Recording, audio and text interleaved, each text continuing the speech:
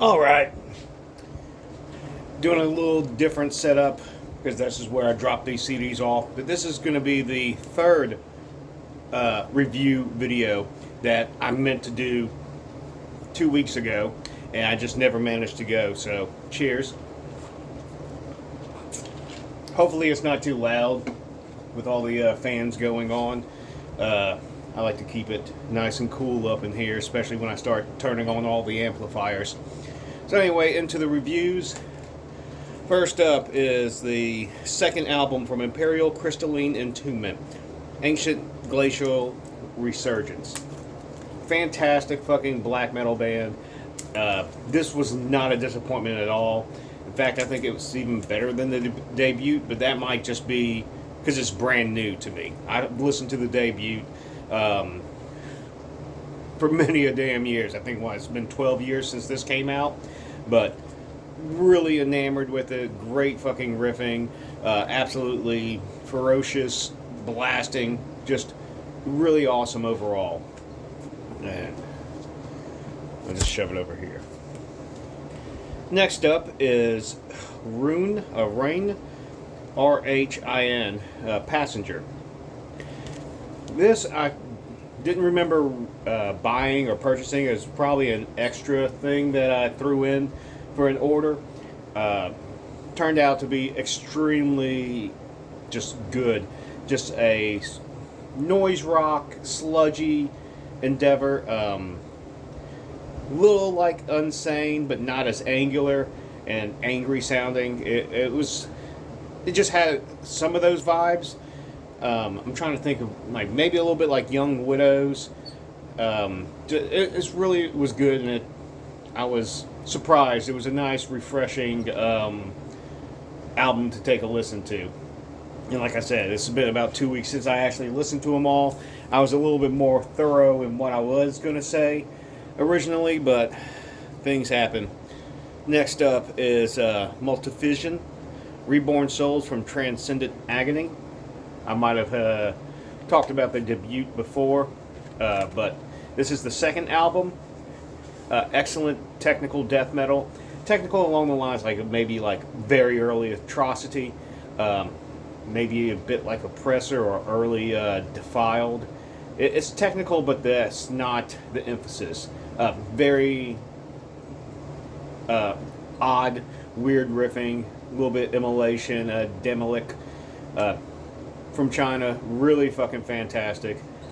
Look forward to hearing more of their albums in the future if they continue to go on and do forth. So pick it up if you can. It's only limited to 500 copies. Of course, next up here is Slaughtered, Strapado. Excellent fucking death thrash band from Canada. Most known for the song Fuck of Death. I know Mortician covered it.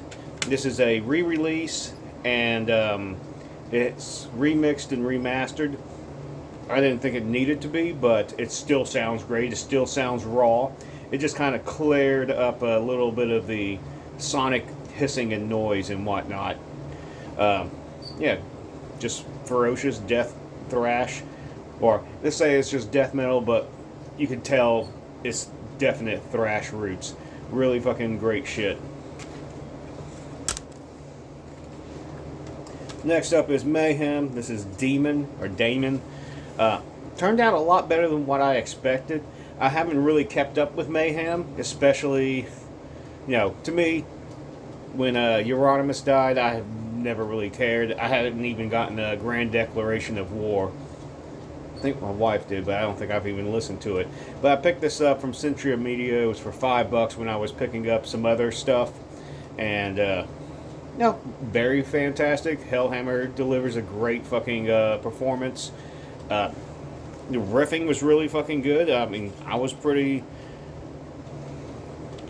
I guess quite impressed that they've kept up the quality. Maybe some other people hate it, I don't know. It's not like old Mayhem, but it's still fucking a great black metal album, so don't have too much else to say or hate on about for that. Next up is Druid Lord, Relics of the Dead. excellent fucking Death Doom album. Just disgustingly heavy, along the lines of like Temple of the Void, Lord Mantis, Indian. Just that fucking really ultra crushing rune magic to a degree. They do have some very tasteful fucking melodies and leads and harmonies that come in like towards later in the album. I definitely have to get more because this, I think, is my only Druid Lord album, and I got it from Hellbangers on one of those multi 10 for $50 type things. So, well worth it.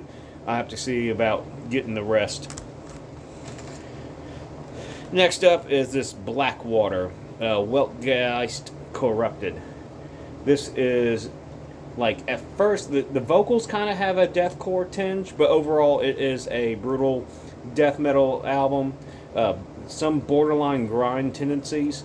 Really excellent. I think that's probably why I continue to take a listen to it, you know, upon the initial, like, sampling I took whenever I did buy it. Really fantastic, great production. Just, I'm not the biggest on the name. Maybe because there was a local band called Blackwater, and they were kind of a your shit normal fucking local band, rock band. Next up is Sauron, the Channeling Void. Excellent fucking black metal, fucking blasting all out, just fucking second wave, disgusting, very well produced. I enjoyed the entire album all the way through, and I don't know if this is their first one or within their discography, but I'm going to definitely check it out further, because I know I just picked it up because it's like, okay, you know, it's supposed to be blasting black metal, Sauron, alright, let's go with that.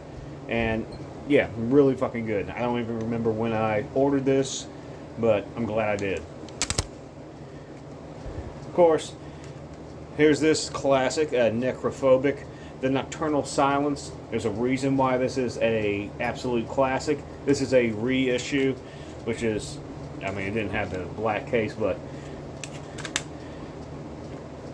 still contains the original sound quality. Excellent fucking album. Swedish death metal in its infancy when it was coming out. Just that unbridled rage, interesting riffs, interesting harmonies played. You know, there's a reason why this one always gets brought up, and sometimes brought up as a hidden gem because not as many people talk about it. Not necessarily in the circles I run in, but definitely a lot of people love this album, and it's for a really good reason. So, if you don't know, sucks to suck. Only got a couple more here left. This one is Witchblood, Hail to Lindenhorn. One female band. I think she has a session drummer on here. Yes. Session drummer, but she handles everything else. And really excellent work.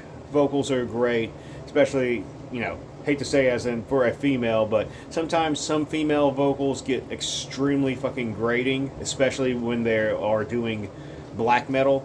Like, you can either have it get that border where you can't tell between if it's a male or female, and then sometimes it has that shrill, and thankfully it's not that shrill where you can tell it's female and you just want to like gouge your eardrums out.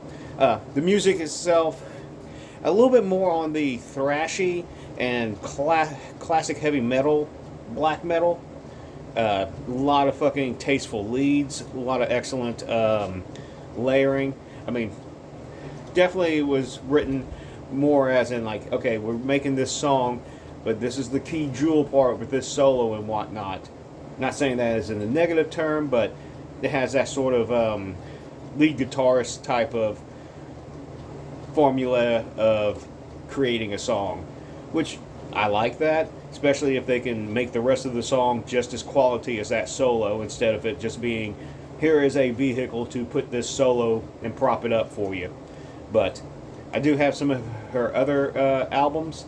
I know I got them on like Discogs for like $6 a piece, and was very well worth the money. I'm gonna whip my whistle.